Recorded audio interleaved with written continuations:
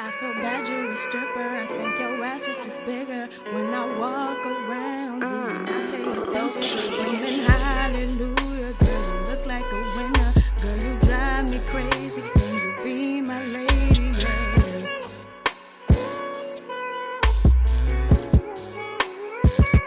Hey, I fell in love with a stripper. Well, shit, she might be naked on IG, addicted to Nike. What's up, YouTube? It's your girl Vontice, Very Vontice. You're tuned in. Basically, take two. What's up, YouTube? It's your girl Vontice from Very Vontice. Basically, you're tuned in. Why do I keep saying basically? All right, take three. What's up, YouTube? It's your girl Vontice. You are now tuned in to Very Vontice. Welcome. Everybody, grab your tea. So it's gonna be a little story time I'm doing right now, and this video today is gonna be called My Crazy Horrible Uber Driver Experiences. Yes, for those of you who did not know, I used to be an Uber driver. I don't even know if I should tell you guys what area, but in the, I guess you could say DMV area. So we're gonna generally, say DMV. But yeah, I basically used to be an Uber driver in the DMV area. And I have about, I think like 3 maybe crazy stories I can tell you guys. I mean, I was doing it so long and so much. There's a lot that I forgot, just being honest with you guys. So this is just off the top of my head, just what I could come up with in the last few days. So don't judge me. Don't judge nobody else in this video. I'm probably just gonna use character or whatever. I'm not gonna say anybody's names, you know what I'm saying? So yeah, I started Uber last year, and basically, what was I saying? This is so funny, like behind the scenes bloopers. So, I started Ubering last year, and I really liked it. I loved it, to be honest. Like, I made a lot of money doing it, and I met a lot of people, cause every person you get that gets in your vehicle, so to say, you kind of have to talk to them. Like, sometimes you don't, but you kind of need to. It's gonna be an elephant in the room if you don't. It's gonna be awkward. Like, you don't want nobody thinking you're a weirdo. You thinking they're a weirdo. Like, you want to feel comfortable, so obviously, you talk to them or introduce yourself or whatever so have you. So, yeah, I guess I'll go in order from, like, in the stories from, like, less crazy to more crazy. So, save those two for last. So the first story I'm going to tell you guys, so this literally happened my first week of Ubering, and I really couldn't believe it. So, I started off Ubering early in the morning. I started off doing the morning shifts because, a lot of people had to get to work, and they was going to the airport, or, the military bases or whatever would go to the airport 24/7. So, started off Ubering in the morning. And then I just got so into it that I was like, dang, well, I want to see how it is at night. I want to see how it is during the middle of the day. So, in the middle of the night too, because I heard of Uber drivers doing it from like 2 a.m. to 10 a.m. and that was the only time they had to do it, because then they had to go to work or whatever the case be. So, yeah, I switched from doing the morning shifts to doing more so night shifts. And I also started doing Uber Eats as well. So I was doing Uber Eats and regular Uber and Uber X or whatever you want to call it. So I would switch back and forth, and this was the first time I did a late shift past 9 p.m. And I was a little skeptical, and I had my mace in my car, because you never know, like, you need to protect yourself. I had my mace. I was not playing. So if anybody wanted to test me, it was gonna get this business. So pretty much, yeah, So I picked up, I went on the military base. This is how the ride was. And I picked up these kids. It's a bunch of, Caucasian kids. And I got to the destination or whatever. And it was about like, I would say, 5 of them. 6.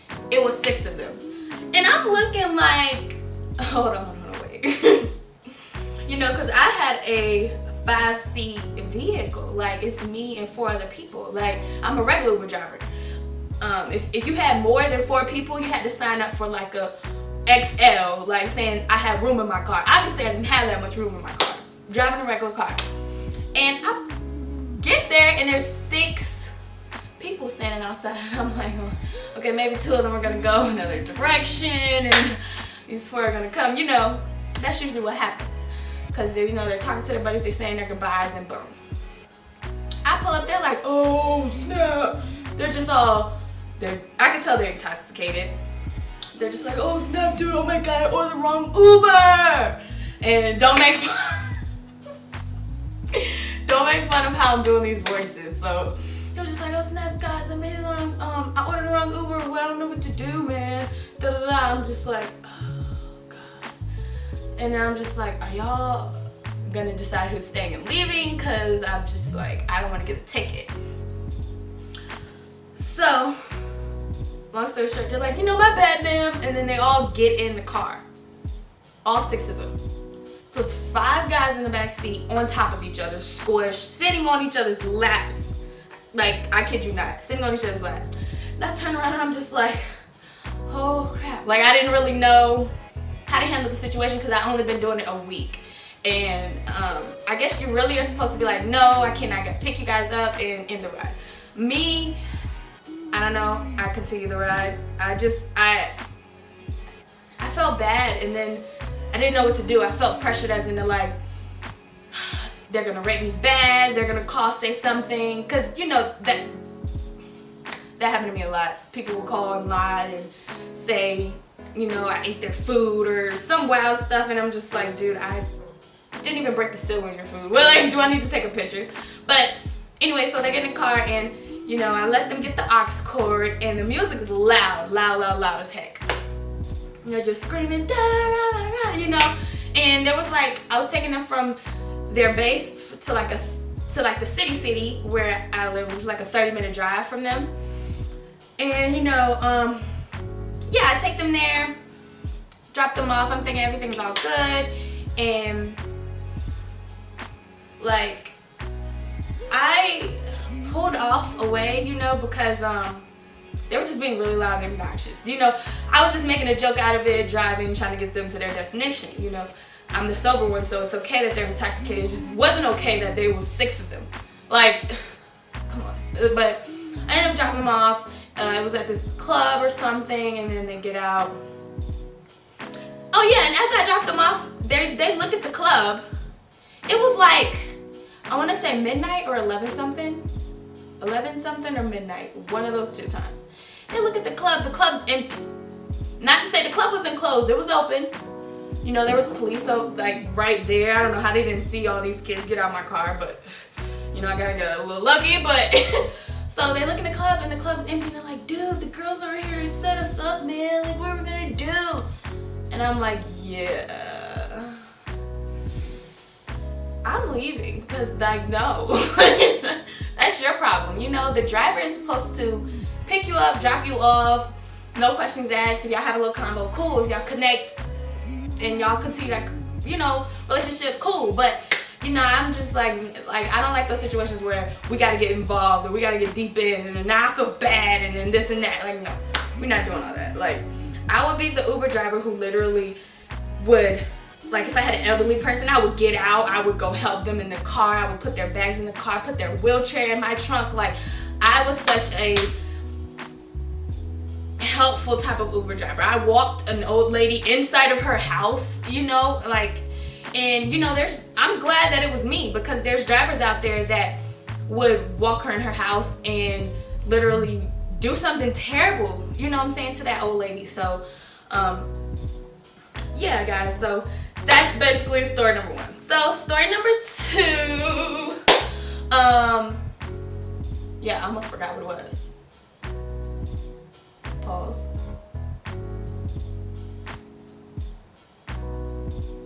Oh crap. So I forgot to tell you guys that in story number 1, I looked back in my seat and the 6 guys, they had spit up all over my car. Like, not all over the car, but like all over the doors. Like, when I tell you the windows and doors had spit up on both sides, I don't know how the heck I didn't hear it. I mean, the music was loud, but I don't know how I didn't see it or smell it or something, you know, because my car was smelling good and this and that, but I'm not gonna get into all that. So yeah, I was kind of mad I had to clean that up. And it was my first week Ubering, so I didn't know to report that. I didn't know Uber would compensate you for that. You know, a couple $100. But I know now. But anyway, so yeah, like I was saying, story number 2 is OMG. This is story number 2. So I was Ubering in like a mall type of area, and you know, I get to an Applebee's to pick someone up. You know, I'm waiting, I'm looking, I don't see anyone. Like, minutes are going by, I'm just like, okay, if this hits like the 3-4 minute mark, I'm gonna leave. So I'm waiting, and then all of a sudden I look to the right, and the door's there. You know, I stopped at the door, and I see this guy carrying this old man. And I'm like, okay, wait, what? Like, what's going on? I was a little baffled. So he stops carrying the old man. He kind of leans him on the wall or something. Comes over. He's like, oh, ma'am, hi, are you the Uber? I'm like, yeah, I'm the Uber. He's like, oh man, well, I'm the bartender at Applebee's, and this guy, he had a little too much to drink, and we had to call him a ride. He drove there or whatever. This old man, he had too much to drink. They had to call him a ride, and they were gonna take him home. And they took his ID and everything. They cut him his limit off or whatever. He only had 2 drinks, they told me, at the Applebee's. So I'm assuming that this old man had drinks before driving there, which is very dangerous. I don't promote that. You know what I'm saying? So I was just like, oh crap, okay. Okay, old guy needs to get home. He's drunk. Okay, I can handle this. He was like, I'm so sorry. You know, I wish you were a man, like a older man, so you can handle this. I was like, handle what? And then he looked back at the old man, and he's like, I gotta put him in the car. And I'm like, wait, what? Like, this drunken old man, I did not, you know, I'm like a little OCD, so I didn't want to touch him. You know what I mean? He looked kind of gross. He had like a big wet spot, like a pee stain, and his hands were slimy wet, and I was just like, oh, no, not, you know. So bartender puts him in the car, and he's like, dang, I'm like, hold on, how am I gonna get him out this car? How am I gonna get him to his destination safe? Like, I can drive him there, but how am I gonna, you know what I mean? So then, yeah, so the bartender's like, dang, well, I can ask my boss if I can go with you and you drop me back off. And I was just like, oh my gosh, like, this is just too much added pressure, stress, another scenario situation where I'm just like, oh my gosh, if I take you back to your job, that's gonna be on me. Like, oh my gosh, like, I could have told him to, I guess, edit the ride, but I don't know. So basically the manager, he goes in and tells his manager. His manager's like, all right. He comes out and talks to me. He's like, oh, you're taking my bartender. It's all good, you know. I just had to get this man out of here. Like, he just had to go. He was disturbing people, and we had to send him.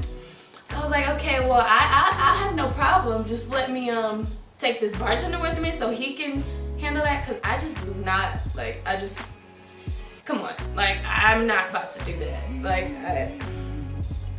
I'm sorry, but I was a little scared. And yeah, so, you know, just being a woman and all of that. So basically the bartender comes with me. So the guy only lives like 7 minutes away. So I drop him off. It's like this trailer parky area. And then I guess his neighbor was outside drinking a beer. And he sees me pull up. I pull right in front of his neighbor because, you know, he was next door. And his neighbor's like looking. He's like, what the? And then the bartender gets out, goes over, helps him out. But as he goes over, before he helps him out, he talks to the neighbor first. So he goes over to the neighbor and he's just like, yeah, your guy had too much to drink, we had to get him home. He's like, oh Lord, we're just gonna call him Bill or whatever. Oh, Bill, man, what? Oh, you're alright, Bill? And he's just talking to him from outside the car. He's not helping him, he's just like, oh. And I think he explained that maybe the guy lost his wife or something. So, you know, everyone has a reason for why they do what they do. You know, no judgment. It's on you, basically. And it's very unfortunate that happened and that man was going through that. And he was handling the way he was handling. Yeah, so the bartender gets out, opens the door. But as the bartender explaining this to the neighbor, the old man, he's just confused. He's baffled. He doesn't know what's going on. He's like trying to hit on me, like, oh yeah, you pretty. Like, and I'm just like, oh gosh, like. And he doesn't know how to get out the car. So he's taking his wet, slimy hands. And I'm telling you, by this time, my car reeks of pee. My car reeks of pee. So keep this in mind. So he takes his hands and he starts just touching stuff, and I'm like, whoa, what's happening? He's trying to get out the car, but he doesn't know what to do. So I'm not laughing. I'm just like, sir, just 1 second. The guy's gonna help you out the car, sir. Just 1 second. Just hold 1 second. I'm just trying to tell him, just relax. You're getting a little you're touching too much stuff. And I didn't want my car to get dirty. That's what I'm thinking. Like, at least you're home safe, but I didn't want my car to get messed up. Like, I had to continue driving after this. So the guy's like, oh yeah, just ignoring me, but still wiping. And so the bartender gets him out and he gets him to his neighbor, bada boom, bada bang. And he gets back in the car, he apologizes, he's like, I'm so sorry, ma'am. I really, really apologize. I didn't want to put this on you, but we had no other choice. And I'm like, yeah, and I'm just looking at my windows and my doors and stuff, and I'm just like, and I always kept cleaning products in my trunk, so I was like, yeah, we're gonna have to clean this right now.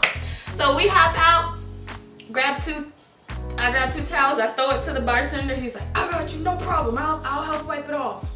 So I give him a spray bottle, I give me a spray bottle. I'm wiping one side, he's wiping the other side. And then, you know, I try to wipe my seats, spray, you know, some smell good in there, leave the windows cracked, and I drop them back off. So yeah, that was my crazy, horrible Uber driver experience number 2. So now, I'm gonna get into number 3. Alright, so I'm back, and yeah. So this is gonna be the worst, absolute worst, crazy, horrible Uber driver experience I have ever had, and this just sticks with me to this day. Whew. I'm trying to get my thoughts together. I'm gonna try not to get emotional on this one because it just was, it was outrageous. So yeah, I'm Uber driving, and this was like, I was doing a morning shift, and sometimes I would do my morning shifts like really early and then get off at like 5 or 6 or something. So I think this was around like a little after lunchtime, but like 1 to 2 p.m. Okay, so I get this ride and it's on the military base, and I, you know, go through the base, pick them up. Again, I'm driving in the DMV area, and there's 2 older gentlemen. So I guess, you know, they're like veterans, or, you know, they could have been sergeants or someone, you know, I have no specific clue because I didn't ask them. But, you know, they're buddies or whatever. They get in the car, and, you know, I look at them. I didn't, you know, see, because when you pick up the rider, you don't know which one is the rider because you don't have a picture of them. They have a picture of you for their safety. But something that I didn't like about Uber was that you don't have a picture of the writer. So you can say, hey, are you this so-and-so? And they can really not be them. And they can say, yeah, I'm them. Yeah. And you have no choice but to believe them. You know? So yeah. This was my worst one. And so I pick up the guys, and you know, they get in the car, they're like, hello ma'am, you know, they're really nice to me. And you know, there were Caucasian older gentlemen, and one of them had a hat on. And you know, I didn't really look to see, you know, what people have on, because I'm just not like staring at you like that. So I'm like, hello, how are you guys? You know, trying to get them comfortable and stuff. And you know, we had a nice little greeting. And I'm literally taking these guys, I'd say 10 minutes away, only because of traffic. We'll say that, because there was a lot of lights. So I'm only taking them 10 minutes away, dropping them off to get something to eat or something at the mall or in the mall area. So they get in my car, they're talking, and you know, I'm quiet, and I have my music on low, you know, because you don't know if they're gonna get in and talk or what, and especially if you see more than one person, obviously they're gonna talk to you when you turn the music down. So I had the music on low, you know, cool, calm tone, and I can hear everything they're saying. I'm right here, I'm driving the car. So, you know, they're talking about life at first and stuff, and then all of a sudden, like, we get closer to the destination. So, you know, like 5 minutes has gone by. Now they're talking like, you know, just daily stuff they're going through or something. And then I get a little closer to the destination. I'm literally at the light about to turn into the destination. So I say like I'm 1 to 2 minutes away because the light takes that long or whatever. So we're literally at the light, and then as I'm approaching the light, I hear one gentleman say, yeah, so now they're talking about the government and the military and stuff like that. And I'm just like listening, but trying not to listen, because I don't want to chime in. You know, your belief is your belief, and that is you know, and this is me. So, you know, they start talking about the government, and I just thought this was really weird to be talking about. And the gentleman with the hat on, he starts to say, yeah, basically he started to talk about the Nazis. And he was basically saying like how he's glad we're going to war right now, and how we're bombing people and stuff, or whatever was going on at the time.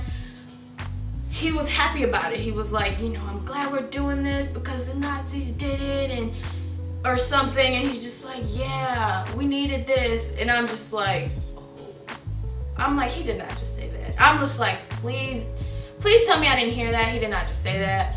And I'm just like, oh. So now I feel uncomfortable. But I have a smile on my face because it's literally 1 to 2 minutes away from my destination. I look in the rearview mirror right as, you know, the light's about to turn green.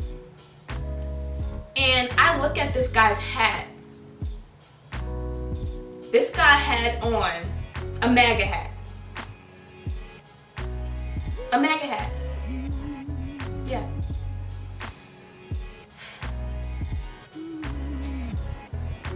I just had to, I was taken back. You know, I've never seen one in person. I've never seen one on someone's head. You know, I've never experienced that moment in real lifetime. You know, I see all these things online and I see stuff happening, but I have never experienced it in person. And in that moment, I'm 1 minute away from my destination, dropping these 2 beds off. In that moment, you have 2 options. What could you have done? Like, what would you guys have done? You know, I'm asking you that. Like, you could go aggressive and stand true on what you believe in and kind of correct this individual, like, oh, I don't believe in that, you know, just quiet that down.